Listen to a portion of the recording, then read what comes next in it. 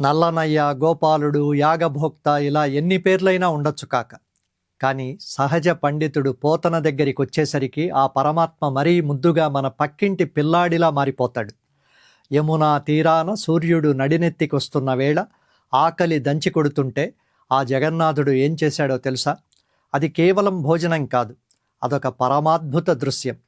ఆకాశమంతటి వాడు అరచేతిలో ఇమిడిపోయిన వేళ వేదాలు పొగిడేవాడు వేళ్లకు తెలుగు ఆవకాయ అంటించుకున్న వేళ పోతన తన కలంతో గీచిన ఈ రంగుల చిత్రాన్ని ఒకసారి మనసుతో చూద్దాం. కడుపున దిండుగా కట్టిన వలువలో లాలిత వంశనాళంబు జొనిపి విమల శృంగంబును వేత్రదండంబును జారి రాణీ కడా చంకనిరికి మీగడ పెరుగుతో మేళవించిన చల్ది ముద్దడా పలిచేత మొనయనునిచి చెలరేగి కొసరి తెచ్చిన ఊరుగాయలు వ్రేళ్ల సందులయందు వెలయనిరికి సంగడీల నడుమ చక్కగ కూర్చుండి నన్మ భాషణముల నగవు నెరపి యాగభోక్త కృష్ణుడ మరులు వెరగంద శైశవంబు మెరసి చల్ది కుడిచే.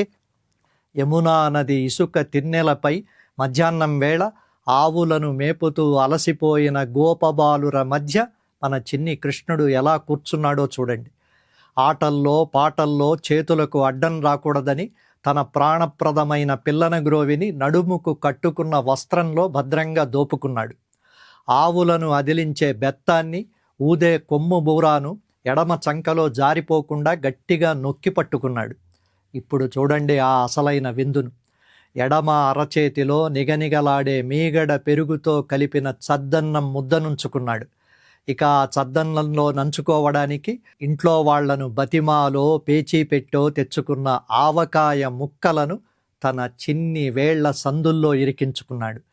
యజ్ఞయాగాల్లో దేవతలు సమర్పించే హవిస్సును స్వీకరించే ఆ యాగ భోక్త నేల మీద సామాన్య గోపబాలుర మధ్య కూర్చుని ముచ్చట్లు చెప్పుకుంటూ నవ్వులు చిందిస్తూ చద్దన్నం ఆరగిస్తున్నాడు. ఈ దృశ్యం చూసి ఆకాశంలో దేవతలు సైతం ఆశ్చర్యపోతున్నారు.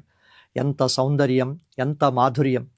పోతన కృష్ణుడిని దేవుడిగా కంటే మన తెలుగు లోగిళ్లల్లో పెరిగే పిల్లాడిలా మార్చేశాడు. మన ఆవకాయ రుచిని, మన చద్దన్నం తృప్తిని ఆ పరమాత్మకే అద్దిన ఘనత మన పోతనది.